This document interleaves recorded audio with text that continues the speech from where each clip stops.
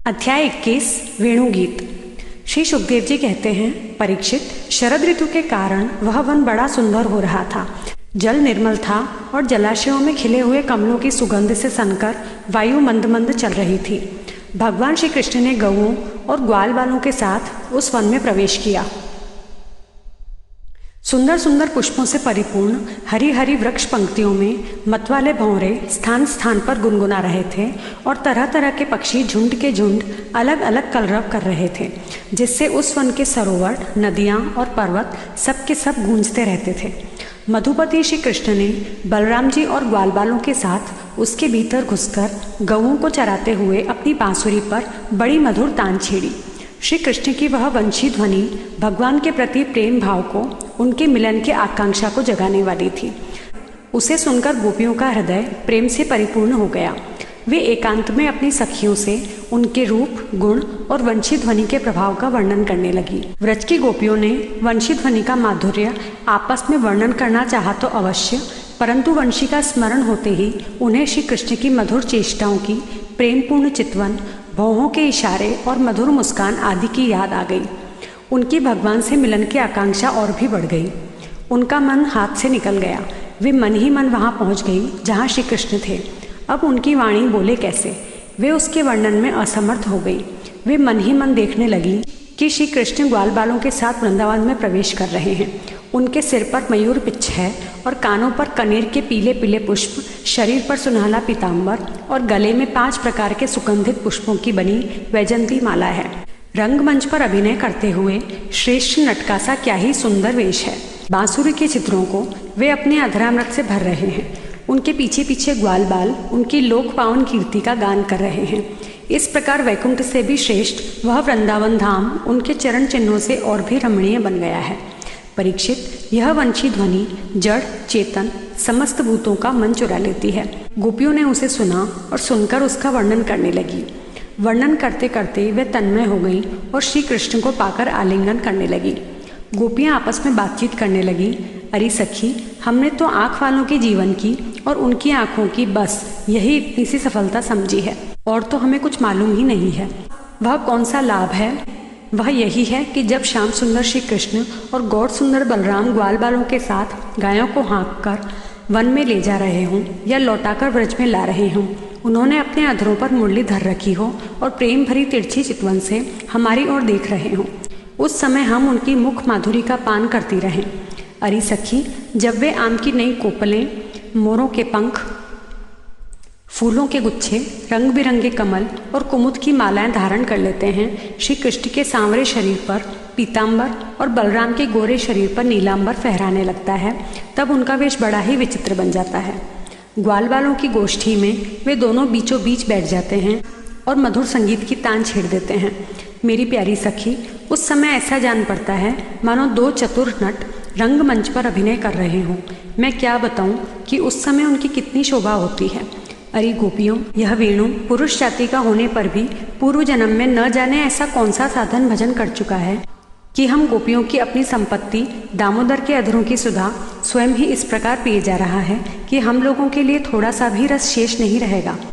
इस वेणु को अपने रस से सींचने वाली हृदयनियाँ आज कमलों के मिस रोमांचित हो रही हैं और अपने वंश में भगवत प्रेमी संतानों को देखकर श्रेष्ठ पुरुषों के समान वृक्ष भी इसके साथ अपना संबंध जोड़कर आंखों से आनंद अश्रु बहा रहे हैं। अरे सखी, यह वृंदावन वैकुंठ लोक तक पृथ्वी की कीर्ति का विस्तार कर रहा है, क्योंकि यशोदानंदन श्री कृष्ण के चरण कमलों के चिन्हों से यह चिन्हित हो रहा है।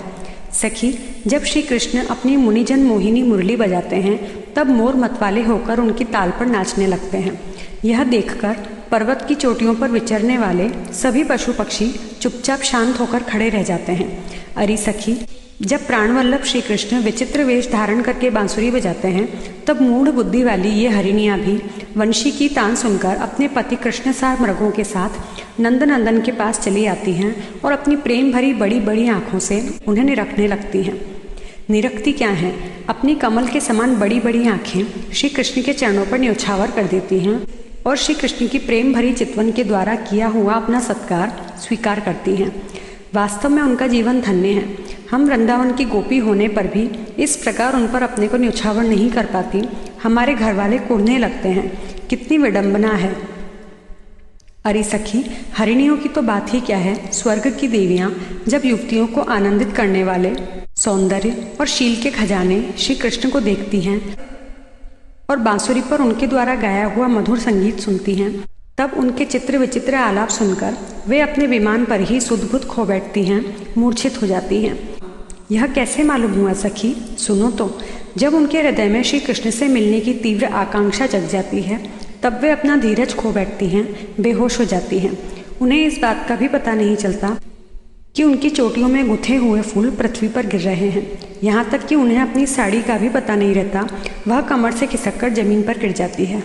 अरे सखी, तुम देवियों की बात क्या कह रही हो? इन गौओं को नहीं देखती? जब हमारे कृष्ण प्यारे अपने मुख से बांसुरी में स्वर भरते हैं और गौएं उनका मधुर संगीत सुनती हैं, तो ये अपने दोनों कानों के दोने संभाल लेती हैं, खड़े कर लेती हैं और मानो उनसे अमृत पी रही हूँ, इस प्रकार उस संगीत का रस लेने लगती हैं। ऐसा क्यों होता है सखी? अपने नेत्रों के द्वार से श्याम सुंदर को हृदय में ले जाकर वे उन्हें वहीं विराजमान कर देती हैं और मन ही मन उनका आलिंगन करती हैं।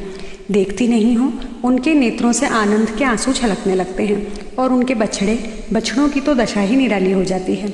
यद्यपि गायों के थनों से अपने आप दूध झड़ता रहता है, वे जब दूध पीते पीते अचानक ही वंशी ध्वनि सुनते हैं, तब मुंह में लिया हुआ दूध का घूंट न उगल पाते हैं और न निगल पाते हैं।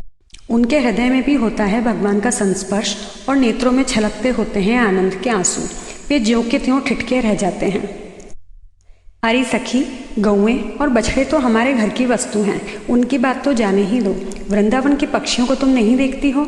उन्हें पक्षी कहना ही भूल है। सच पूछो तो उनमें से अधिकांश बड़े बड़े ऋषि मुनि हैं। वे वृंदावन के सुंदर सुंदर वृक्षों की नई और मनोहर कोपलों वाली डालियों पर चुपचाप बैठ जाते हैं और आंखें बंद नहीं करते। निर्निमेष नयनों से श्री कृष्ण की रूप माधुरी तथा प्यार भरी चितवन देख देख कर निहाल होते रहते हैं तथा कानों से अन्य सब प्रकार के शब्दों को छोड़कर केवल उन्हीं की मोहिनी वाणी और वंशिका त्रिभुवन मोहन संगीत सुनते रहते हैं। मेरी प्यारी सखी, उनका जीवन कितना धन्य है। अरे सखी, देवता, गौओं और पक्षियों की बात क्यों करती हो? वे तो चेतन हैं। इन जड़ नदियों को नहीं देखती? इनमें जो भंवर दिख रहे हैं, उनसे इनके हृदय में श्याम सुंदर से मिलने की तीव्र आकांक्षा का पता चलता है।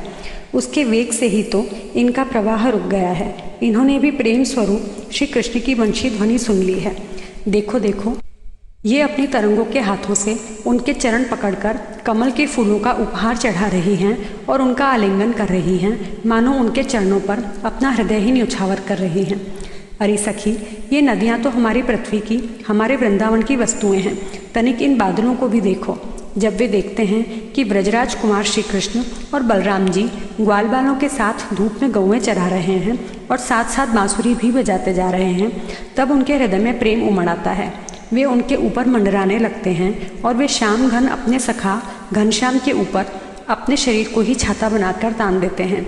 इतना ही नहीं सखी, वे जब उन पर नन्ही नन्ही फुहियों की वर्षा करने लगते हैं, तब ऐसा जान पड़ता है कि वे उनके ऊपर सुंदर सुंदर श्वेत कुसुम चढ़ा रहे हैं। नहीं सखी, उनके बहाने वे तो अपना जीवन ही न्यौछावर कर देते हैं। अरे भट्टू, हम तो वृंदावन की इन भीलनियों को ही धन्य और कृतकृत्य मानती हैं। ऐसा क्यों सखी? इसलिए कि उनके हृदय में बड़ा प्रेम है। जब भी हमारे कृष्ण प्यारे को देखती हैं, तब इनके हृदय में भी उनसे मिलने की तीव्र आकांक्षा जाग उठती है। इनके हृदय में भी प्रेम की व्याधि लग जाती है। उस समय ये क्या उपाय करती हैं, यह भी सुन लो। हमारे प्रीतम की प्रेयसी गोपियाँ अपने वक्षस्थलों पर जो केसर लगाती हैं, वह श्याम सुंदर के चरणों में लगी होती है और वे जब वृंदावन के घास पात पर चलते हैं, तब उनमें भी लग जाती है। ये सौभाग्यवती भीलनियाँ उन्हें उन तिनकों पर से छुड़ाकर अपने स्तनों और मुखों पर मल लेती हैं और इस प्रकार अपने हृदय की प्रेम पीड़ा शांत करती हैं। अरे गोपियों, यह गिरिराज गोवर्धन तो भगवान के भक्तों में बहुत ही श्रेष्ठ है। धन्य है इसके भाग्य। देखती नहीं हूँ, हमारे प्राण वल्लभ श्री कृष्ण और नैनाभिराम बलराज के चरण कमलों का स्पर्श प्राप्त करके यह कितना आनंदित रहता है। इसके भाग्य की सराहना कौन करे। यह तो उन दोनों का, ग्वाल बालों और गौओं का बड़ा ही सत्कार करता है। स्नान पान के लिए झरनों का जल देता है, गौओं के लिए सुंदर हरी हरी घास प्रस्तुत करता है, विश्राम करने के लिए कंदराएं और खाने के लिए कंदमूल फल देता है वास्तव में यह धन्य है। अरे सखी, इन सांवरे गोरे किशोरों की तो गति ही निराली है। जब ये सिर पर नोवना मतलब धोते समय गाय के पैर बांधने की रस्सी लपेटकर और कंधों पर फंदा रखकर गायों को एक वन से दूसरे वन में हाँक कर ले जाते हैं, साथ में ग्वाल बाल भी होते हैं और मधुर मधुर संगीत गाते हुए बांसुरी की तान छेड़ते हैं, उस समय मनुष्यों की तो बात ही क्या, अन्य शरीरधारियों में भी चलने वाले चेतन पशु पक्षी और जड़ नदी आदि तो स्थिर हो जाते हैं तथा अचल वृक्षों को भी रोमांच हो जाता है।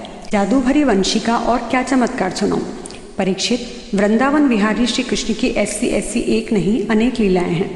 गोपियां प्रतिदिन आपस में उनका वर्णन करती और तन्मय हो जाती। भगवान की लीलाएं उनके हृदय में स्फुरित होने लगती।